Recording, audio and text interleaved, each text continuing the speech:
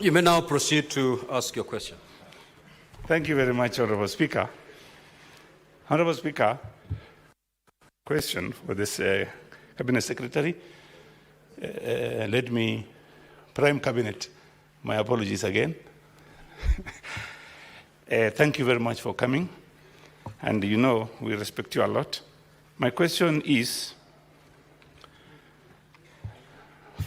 A, could the Cabinet Secretary assess the number of Kenyan refugees in a place called in Ethiopia and provide information on the timeline and circumstances of their displacement, as well as current of their well-being? B, what is the government doing to facilitate the repatriation of the Kenyan refugees, and could the Cabinet Secretary provide a timeline? C, Secretary outline measures put in place to ensure successful reintegration of repatriated refugees into the local community.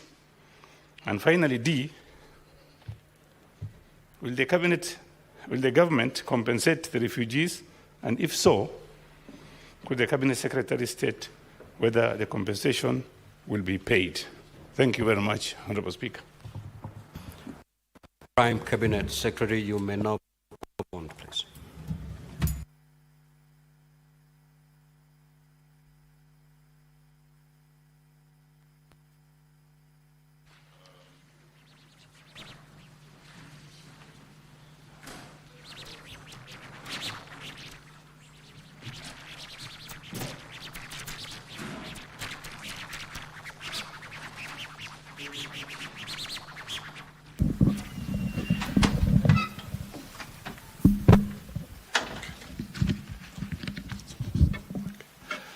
Thank you, Mr. Speaker. To respond as follows, and I would seek the indulgence because it's a fairly elaborate response, so that hopefully I can satisfy the concerns of the member. Part A, that is on the information on the number of Kenyan refugees in Megado and Dilo towns. Let me respond as follows.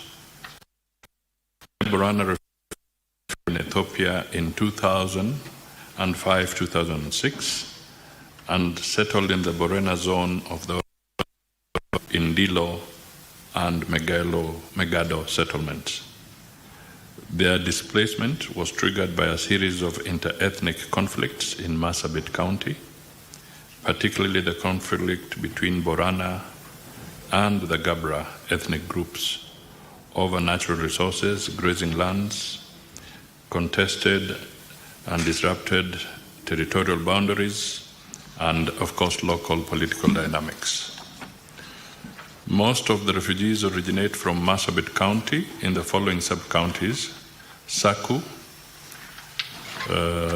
in Marsabit area, North Hor, Maikona, Dukana, North Hor and North Hor again, and Muyale sub-county. Upon arrival in Ethiopia, support and protection was initially provided by the Borana clan of Orome region in 2007. They were registered by the Administration of Refugees and Refugee Affairs, ARA, of Ethiopia and UNHCR. They have continued to live alongside the host community, and ARA is currently known as the Refugees and Returnees Services of Ethiopia.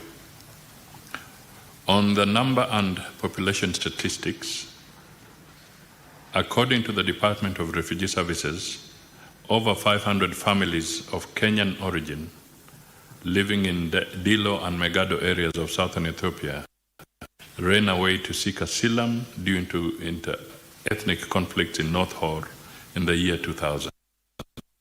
The conflicts culminated in came to be known as the Turbi massacre.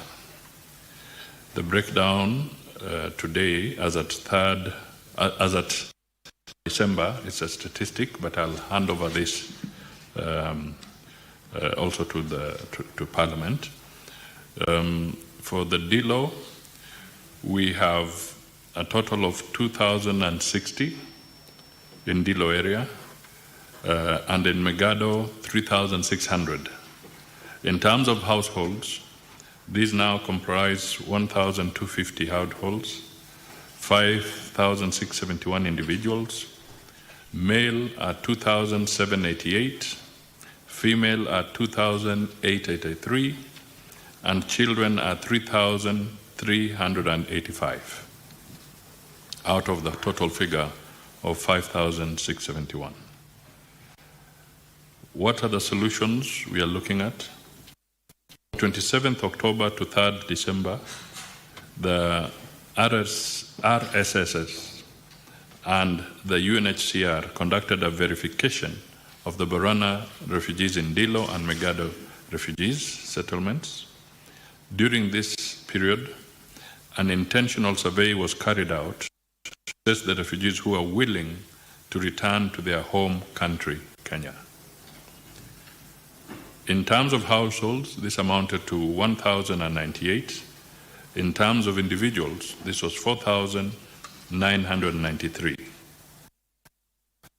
88% of the total refugee population expressed their intention immediately to return to Kenya.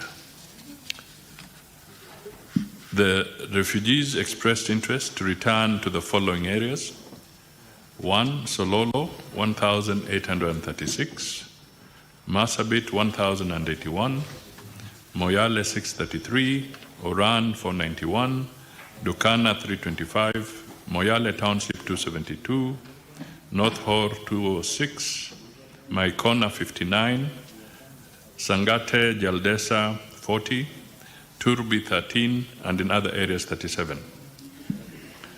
Mr. Speaker, the majority of the refugees were not willing to return to their area of origin due to fear of ethnic conflict. They also prefer to move to areas that are inhabited largely by the community. The Kenyan in Ethiopia still retained their identity cards and are now willing to return home to Kenya voluntarily.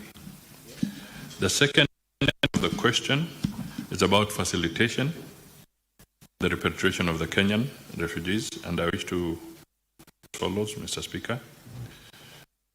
Following are possible options. 1, there's organized and facilitated return to UNHCR.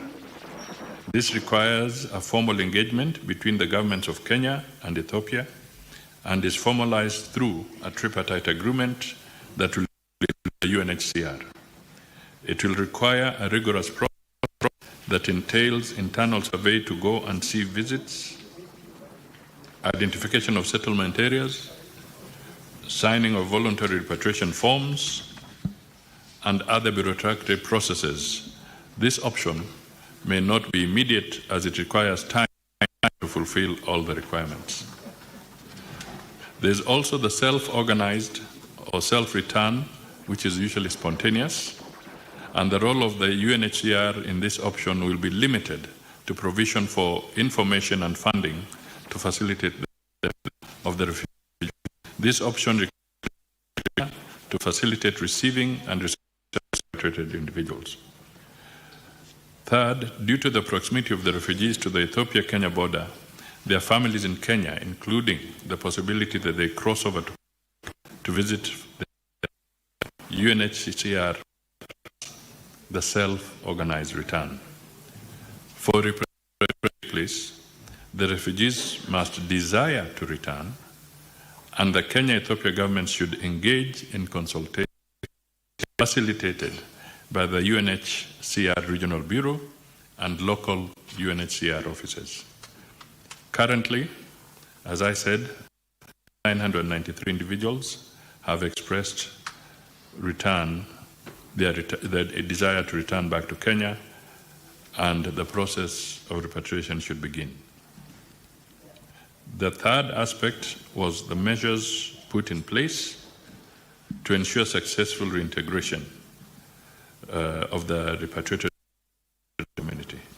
Mr. Speaker, again, this has quite a number of issues which I'll try and run through.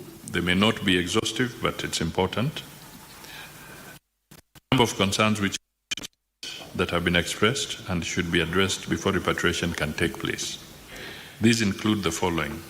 One, where will the displaced persons return to? How will they be accommodated? That is land, housing, among others. The refugees need humanitarian assistance to access basic services, and they will need similar support until they are fully integrated.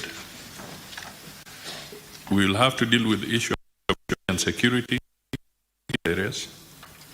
There has to be a formal reception organized. We also have to cater for their material safely of the younger generation who are born in Ethiopia. The refugees will require assurance of legal safety, rehabilitation, creation of livelihood opportunities, and in some instances, repossession of property, including ancestral land. We will also have to address intermarriage, births in Ethiopia, and confirmation of documentation for spouses and children. There is also need for recognition of the documentation of issues to the refugees we are dealing with as well. Finally, the question of whether the government will compensate the refugees. With regards to compensation, Mr. Speaker, the government only facilitates return and reintegration into the Kenyan society for any Kenyan refugee granted asylum by any country. No compensations are paid by the government for any returning Kenyan. What is the way forward?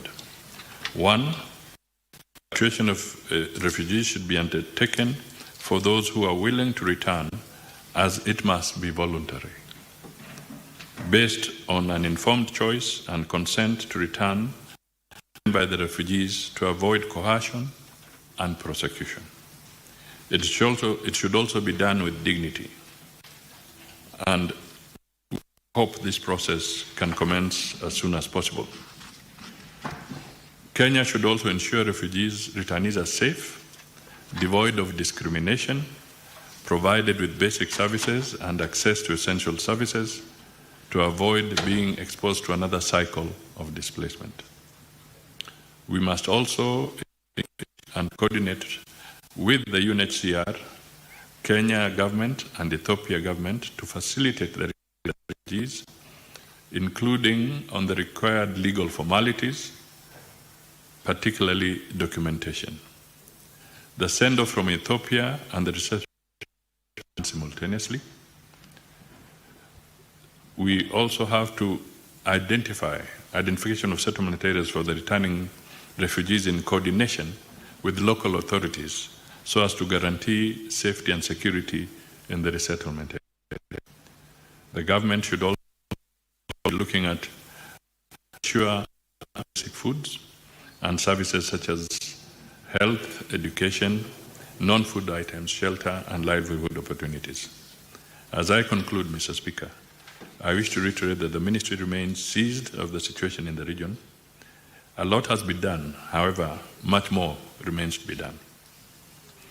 The ministry appreciates the continuous support of the Senate and further requests that the Senate advocates for more resources to be put at our disposal for comprehensive data acquisition and integration to ensure that we remain seized and fully prepared for the changing dynamics globally. Mr. Speaker, I submit. Honorable Senator Mohammed Chute, you may now proceed to ask your 2 supplementary questions. Thank you, Honorable Speaker. I really wonder. The Prime Cabinet Secretary is giving us stories. This is a literature the Prime Cabinet is giving us, and it is very unfortunate. What I want to know from the Prime Cabinet, my question number 2 is very clear. The question is, how are you going to ensure the refugees will be returned back to Kenya? They've been there for many, many years. The answers you've given from A is on what you are going to do. You have not given us timeline. You should have told the people of Marsabit and the people of this country that on this day, we are going to visit Ethiopia. On this day, we are going to sit with the government. On this day, we are going to bring these people back to Kenya. On this day, we are going to facilitate them on this and this. But the stories, and I really don't understand. The same question I am asking you, you are asking me again, that this is A to I. Please tell us the timeline. Are they going to stay for another 10 years, or they are going to be back in the next 1 year? Question number 2. Honorable Speaker, these people have been in Ethiopia for quite a long time. I want the Cabinet Secretary to tell us, when is the last time people from your office visited those guys in Ethiopia? The last time, if there is even. Thank you very much, Honorable Speaker. Prime Cabinet Secretary, you may now proceed to respond to supplementary questions. Mr. Speaker, I just wish to, I explained myself that I'll make a fairly broad, because the issue of the refugees is a very complex matter. And I want to say that consultations and negotiations are going on. And appreciating that when you're dealing with refugees, it has to be voluntary. There can be no forced repatriation. So these discussions are going on between the government of Kenya and the government of Ethiopia and the UNHCR. And this is the reality of the matter. Mr. Speaker, for whatever it is worth, I just want to point out that we would not want Kenyans to be refugees anywhere. And if we had all the resources and all the planning, it would not necessarily take this long for the refugees to be repatriated. But remember, you have to do it voluntarily. Any forced repatriation would be contrary to the international law and matters of humanitarian rights. So we cannot force. We have to be, and that is why the corporate process, which I put in my statement about documentation and ensuring that the individuals, the households, voluntarily accede to repatriation. The second one is that our Department of Refugees is in touch and is seized with this matter, Mr. Speaker. So I can only say that we will continue working systematically to be able to do that. The final thing is that in Kenya, as an example, we have a similar situation in a place like Dadaab, and we have a similar situation in Kakuma. Handling challenges also as a spillover from other countries. And therefore, it is a big challenge on matters refugees. So I just want to request the Honourable Member and the House to appreciate that this is a process and we have to do it so that we are not in breach of any laws, and to also make sure that the requisite resources are available to facilitate the smooth movement of the Kenyans who are out in Ethiopia. Now, Prime Cabinet Secretary, if I go to Honorable Senator for Marsabit correctly, you have indicated in your response that there are 4,903 refugees who are willing to return back. So these ones are not coerced. Already they've expressed their willingness to return home. Is there any program that has been put in place, including timelines when the 4,903 will return home, so that we will deal with the others later, but for the 4,903, is there a program, including timelines when they will be brought back home? Mr. Speaker, the 4,900 that I've given and disclosed, we have reached this after a very elaborate that is ongoing of making we are systematic in this process. That's how we've arrived at this figure. So in terms of timelines, Mr. Speaker, that is something that I can seek the indulgence of the House to further clarification from the Department of Refugees if they can be more specific on the timelines. But I can state that there'll be largely indicative timelines. They may not be those that are firmly cast in stone. They could be indicative. Thank you, Senator Newton. Mr. Speaker, I would like to ask... Before you ask your question, Senator Newton, Prime Cabinet Secretary, I'm going to allow about 10 or so senators to ask the supplementary questions. So just note down the questions as are being asked, then you respond them at a go. Okay. Proceed. Proceed, Senator Newton, proceed. Thank you, Mr. Speaker. I raise an issue with the Cabinet Secretary about very recent media reports that we are refugees into Kenya through Shirika Plan. And there has been a lot of with the host communities. So, Mr. Speaker, my question then to the CS to the Prime Cabinet Secretary is exactly what is his ministry the resettlement and the of the refugees in Kenya then has the blessings of the host community, and that the government does not just wait for UNHCR to do all the planning. Exactly what is the participation of the government in this particular matter, and what has been done in order to have the host community agree or be looped into this particular arrangement. Thank you, Mr. Speaker. Senator Manzo.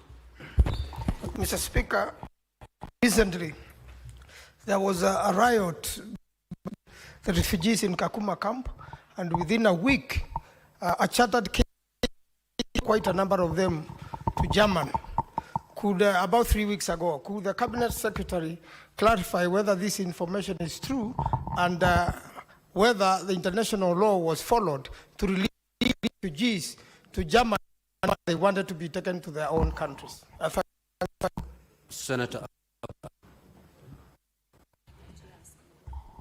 Thank you, Honorable Speaker. Thank the CS for his timely coming before even the Senator. My question is, one is that the refugees turn back the last 20 years, and they're willing. But the Honorable Prime Secretary has not said the timelines. I don't know why the government is not, not prepared. One other thing is, there's a plan to refugees communities. We've seen somewhere in Kakuma, the locals are just demonstrating. That shows that there was no preparedness by the government. Because these people, most of them may not be able to integrate. One, they live from different regions, they come from different clans, they come from different religions and all these things. Two, there are not enough facilities to accommodate all these refugees. In the likes, like places like Dadaab and this place, there are over 600,000 refugees. If these same people will be integrated within the locals, the infrastructure which is available is not enough. So how prepared is the government? And what is the input from UNHCR? Thanks so much. Senator Kavindu. Thank you, Mr. Speaker, for giving me this opportunity. Mine is just to ask Honorable CS how is the government plans to settle the Kenyan refugees who are here in Kenya already, because there are some refugees who are living in Kenya and they are Kenyans and they are refugees, and others called squatters. Squatters are in many places in Kenya, and these people have nowhere to go. Like there are squatters in Machakos who are being called squatters in Katelembo, and they are being told to move out. How are these people going to be settled and be kept in Kenya and to be settled? Thank you, Mr. Speaker. Senator Kavindu, the Prime Cabinet Secretary is in charge of foreign affairs. That's a domestic issue that falls in a different ministry. Anyway, if the Prime Cabinet Secretary would wish to give his thoughts on that matter, he's welcome, but really it doesn't fall within his docket. Senator Cheriot, Aaron. Thank you, Mr. Speaker. Mr. Speaker, I want to appreciate the opportunity and the chance. I have a question for the Prime Cabinet Secretary, and this is in regard to the State Department on that's under him on BLAs that Kenya has signed in the last 2 years. Is the Prime Cabinet Secretary in a position to tell this House how many bilateral labor agreements Kenya has signed in the last 2 years, and how many are in the process, and why there is seemingly a delay in conclusion of some of them that have been under negotiation for quite a while? Because I know these agreements will open up opportunities for many young Kenyans that are looking forward to apply their trade elsewhere where those opportunities exist. I thank you, Mr. Speaker. Now, Majority Leader, you know better that a supplementary question must relate to the primary question. The question you've just asked does not meet the requirements of a supplementary question. However, Prime Cabinet Secretary, if you're in a position to respond, you may. If not, you don't have to, because that is not a supplementary question. Senator Lomenan. Thank you, Mr. Speaker, sir, for this opportunity. Mr. Speaker, sir, I want to ask the Cabinet Secretary regarding the refugees in Kakuma and Dadaab. There is a report by the government to differentiate assistance given to the refugees, assistance called differentiated assistance. I wonder what is the difference between the assistance given to the refugees and assistance given to the host community. B, of that question, Mr. Speaker, is the Cabinet Secretary aware of community, the host community have been difficult, I've seen a difficulty in integrating with the refugees. And is the government secretary aware also that enough time has not been given to the host community to participate, to be informed on how they can integrate with the refugees? Because the nature in which the government or the NCR UN have been dealing with the host communities was unfair.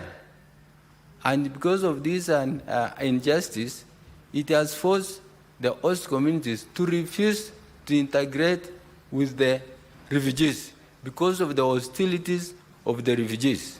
Thank you, Mr. Speaker. Senator Boni. Mr. Speaker, allow me to tell the Cabinet Prime Minister good morning. And Cabinet Secretary, these refugees ended up in Ethiopia because of the fight that was taking place between the Borana, Rendile, and the Gabra. And sadly, Mr. Speaker, our colleagues, Honorable Abdi Sasura, Honorable Dr. Bonaya Kodana, Honorable Kuraja, Dr. Kuraja Kalkalo, and former Assistant Minister, MP for Nakuru, Honorable Miruki Kariuki, lost their life when they were going to address this thing as these people ran out of the country. So it is something that evokes bad feelings in the leadership of this country. I therefore, Mr. Speaker, fail to understand that over 4,000 Kenyans have requested that they go back home. Because the challenge, you said yourself, that the refugees must be willing. They have even indicated to you the areas they want to go to, and they have told you that we want to go to areas inhabited by the Borana community, where they think there is peace. Mr. Speaker, my question then begs,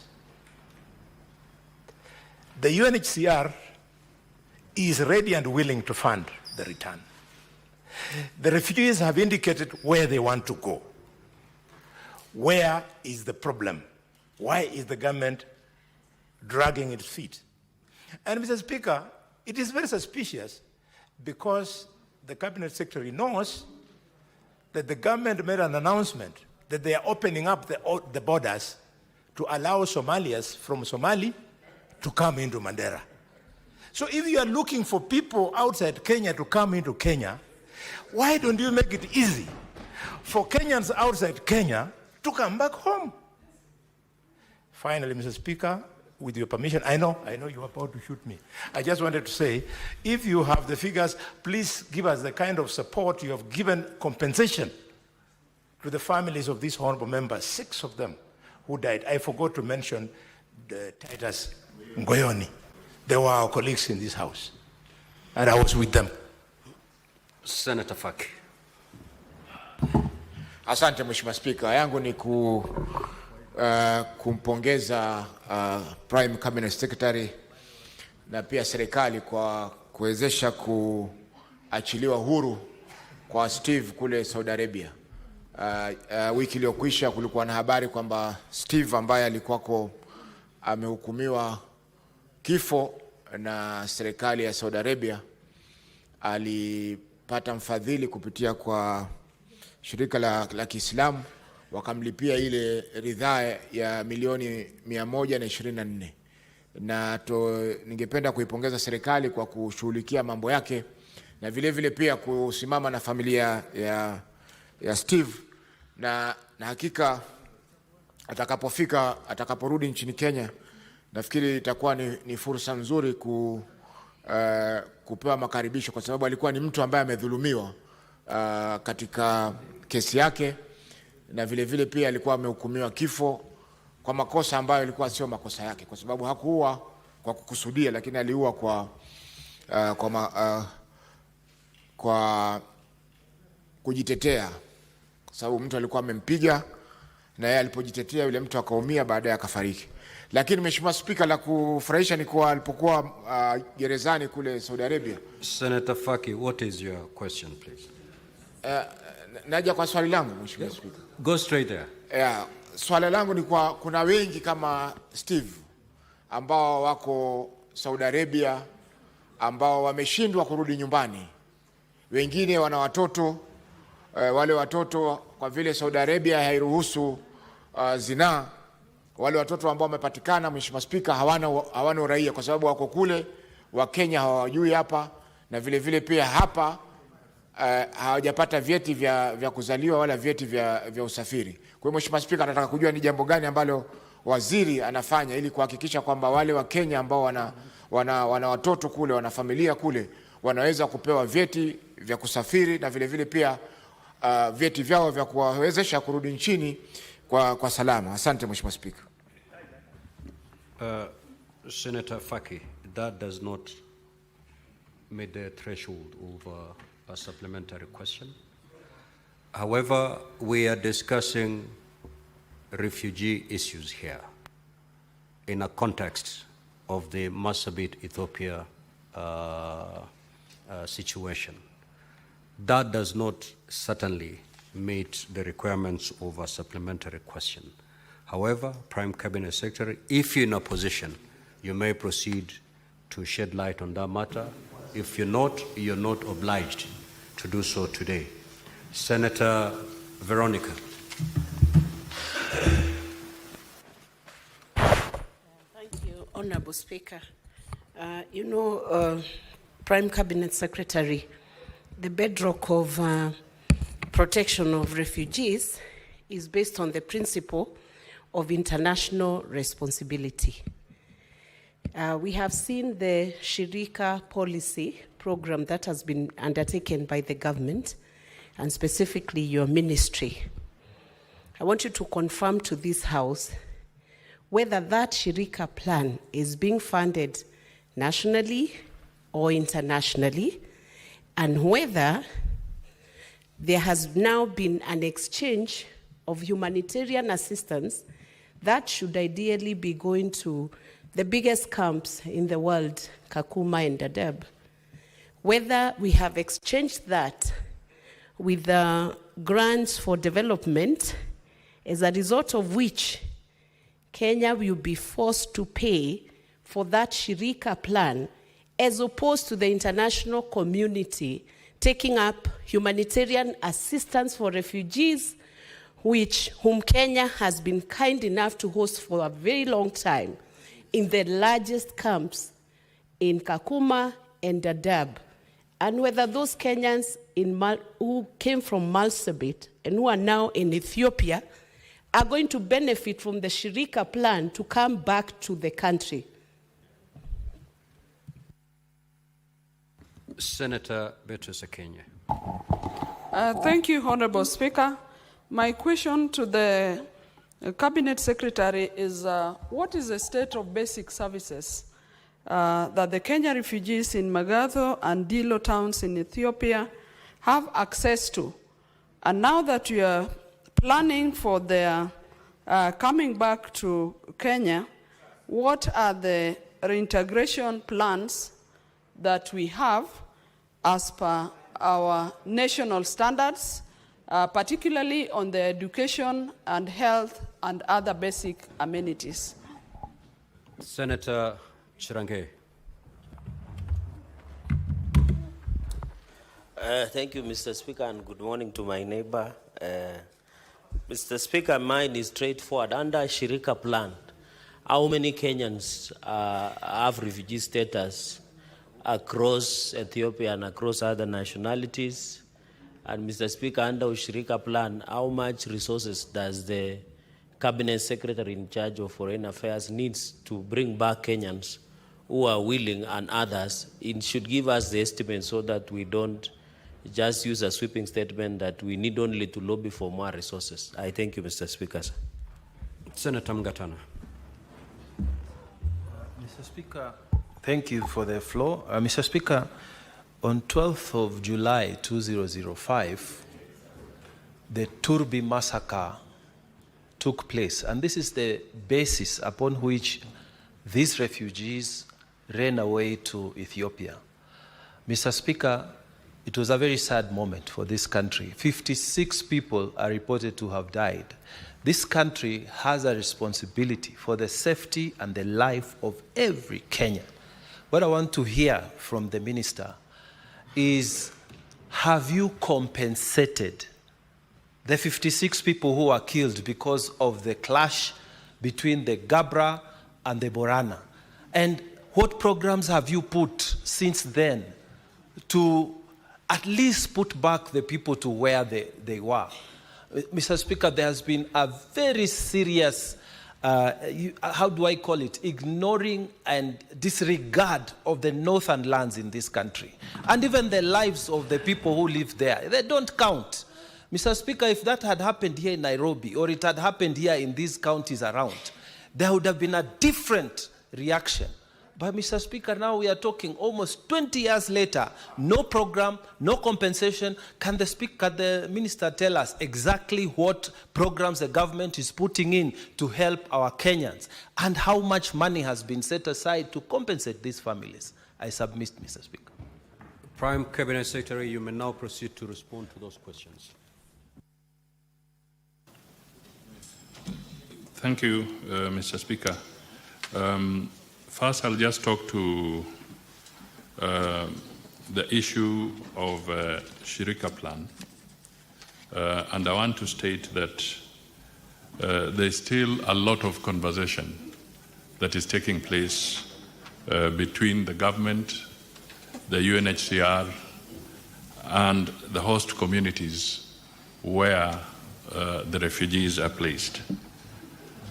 And specifically, if I talk to Kakuma and Dadaab, Mr. Speaker, Kenyans perhaps may need to be reminded in certain circles, not here, but out there, that we have had refugees who have stayed in these camps for as many as 35 to 36 years. Some have been born there. Some have no idea of where their parents migrated from and whether they know where they would be going if they went back. In both camps, this is a challenge that we still face. The second aspect is that the honorable members, I think it should be on record, that even as we speak, the situation in South Sudan is getting worse.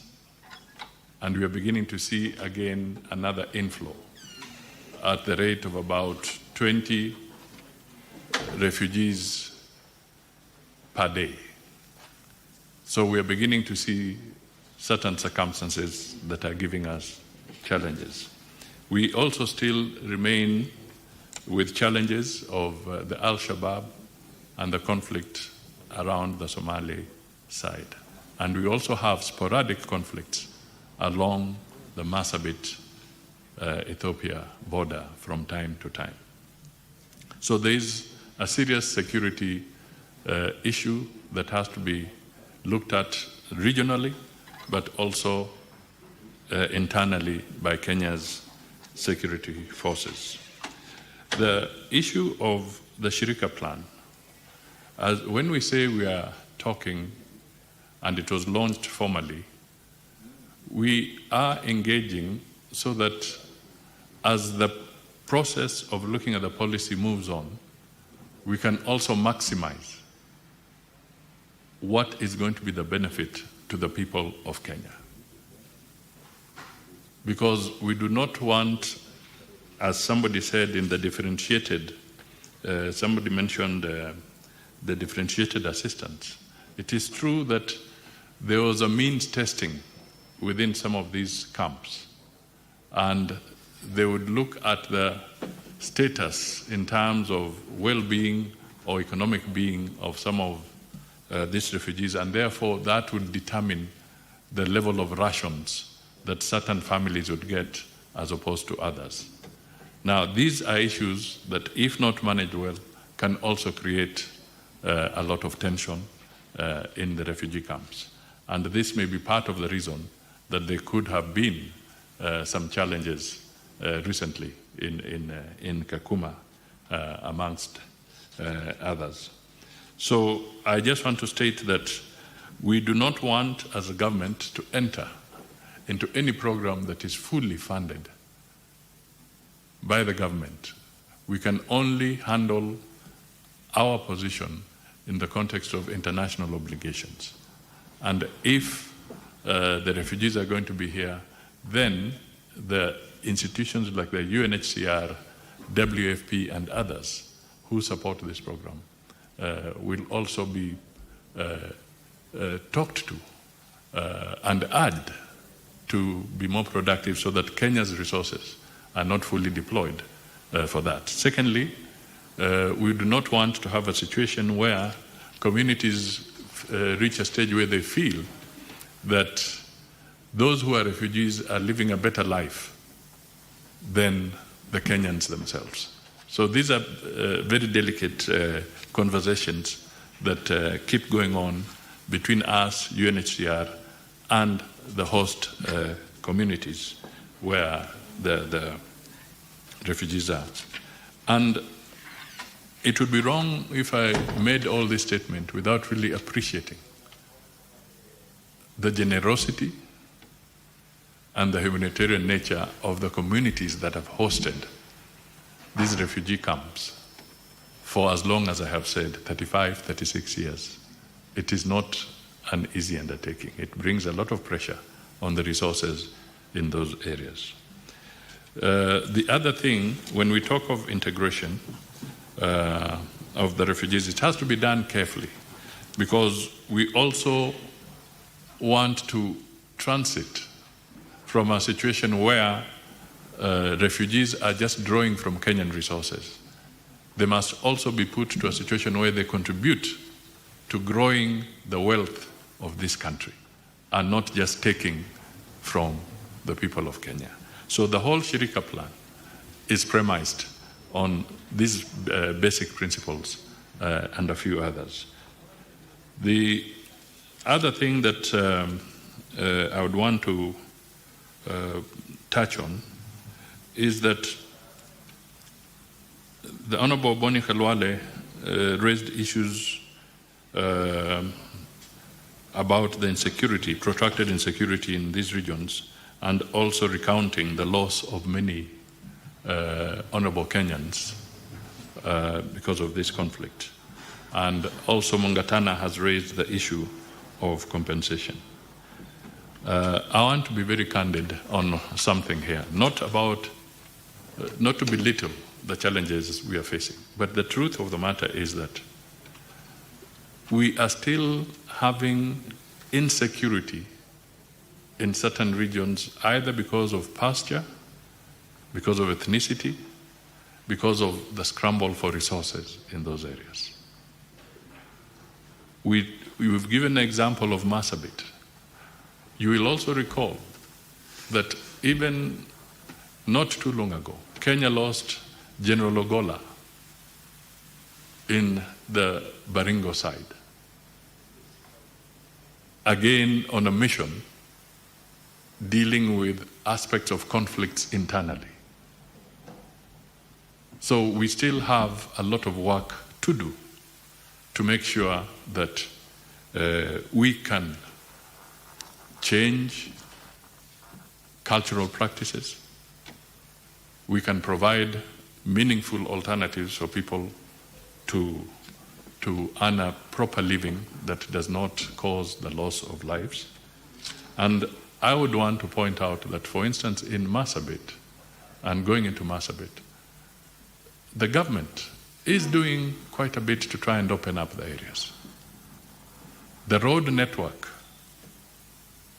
that we all know, that is really moving, and it's going to eventually go beyond and link up to Garissa. And the road network, the investment that is going in that place, jointly by the government of Kenya and the World Bank, is massive.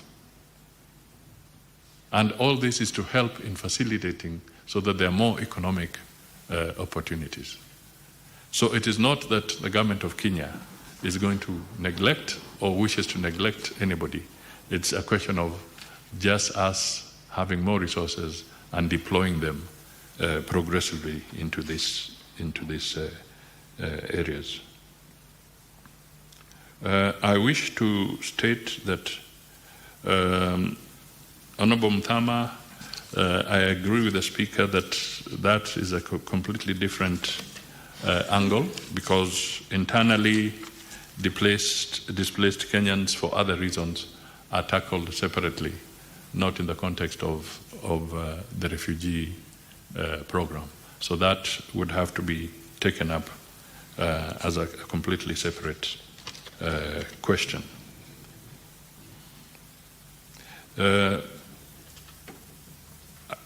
When we talk of resources, I hope I've also addressed partly the issues raised by Beatrice, Senator Beatrice, in terms of the state. No, she was talking of the state of basic resources in Ethiopia, not here.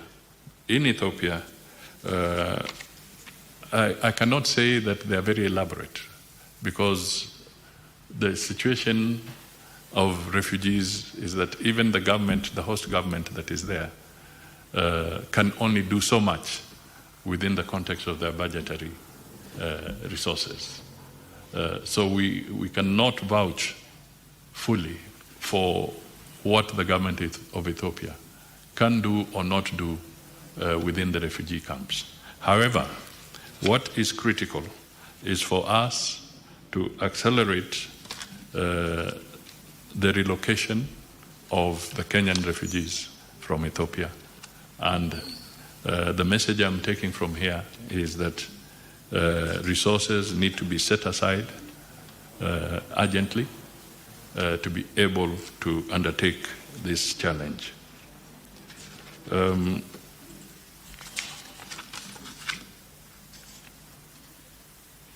There are issues that will require further scrutiny about compensation of victims. I don't want to make generalized statements. We'll take that and we can respond to some specifics with better detail and more accurate information. Mr. Speaker, some of the questions were interconnected.